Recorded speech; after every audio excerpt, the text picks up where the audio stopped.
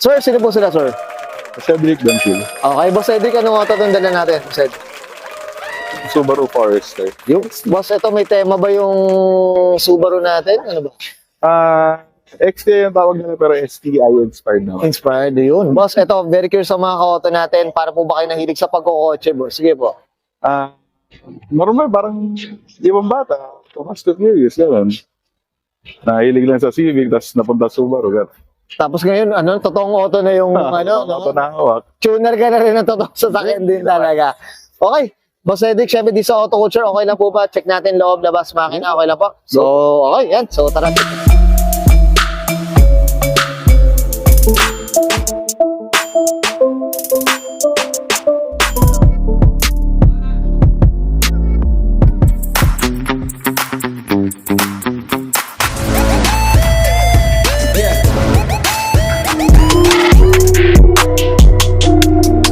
Okay, usapang interior tayo, Boss Cedric. Ano meron dito, boss? Sige.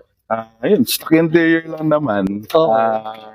AFR gauge, tsaka ultra racing gauge lang for monitoring na check engines, temp. Okay. Tsaka wala naman na bago.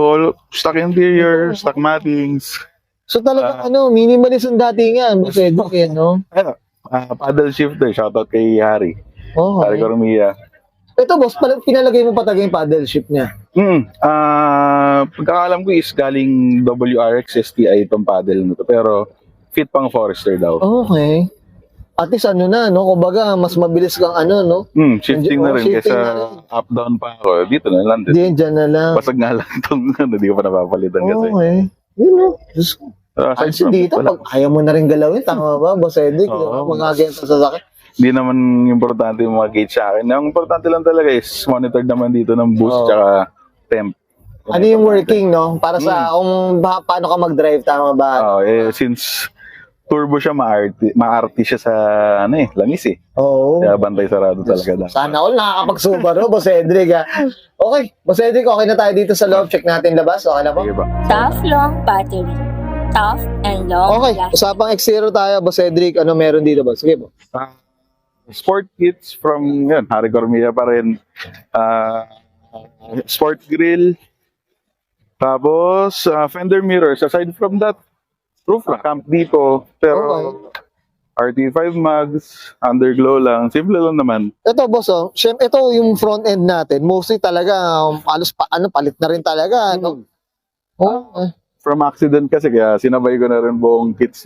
Para sa isahan na lang, boss, no? Ito, boss, sa kulay natin, anong kwento natin dito, boss? Sige, Stock paint pa rin siya. I mean, stock color. Okay. Forester, which is pearly white. Pero hilamos na siya since naninilaw na siya nung nakuha ko. Oo, okay. And aside from that, wala na talaga ako napalitan pa eh. Okay. Ito, boss, sa mags natin, suspension, anong kwento natin, boss, Ed? Mag suspension, since aksidente nga, sinabay ko na ang coilovers, nakaka-camber kit na to. Then, 15mm spacers, 18 by 8.5 na Rota RT5. Then, sa likod, Boss, no? githap ko ulit kasi if hindi, nakapasok yung mags niya sa loob. Oo, okay. Then, adjustable. Pag Forester din talaga, boss, Ed, mas okay yung medyo, brusco, Yes, po. Mas brusco. Pagpasok kasi parang lumiliit yung Lumiliit. Ito, boss, yung pailaw mo dito, ano ba kwento natin dito sa pailaw natin? Napuyulan din ako ni Angelo from Boxer Syndicate. Oo, Yeah. okay. Maganda, no? Diyos ko. Fast and the Furious yung dati. Ito, boss, yung roof box. Box from Camp Depot. Oo. Medyo nauuso na rin roof box natin. Oo, no? lumalabas na rin. Lumalabas na rin. Kasi guilty Compartment na rin. tayo dyan, boss Cedric, naka-roof box din tayo. Oo, ayan, no? Yung salamin natin, boss? Tinted, tintless, ano po? Clear siya sa front and passenger sa likod. Pero quarter panel niya is medium tint from 3M. Parang safety sa mga gamit, boss. Para di mabasag. Hindi mo, mabasa ka. Likod clear din. Okay. And shout out Boxer Syndicate. Oo, yun pala yun.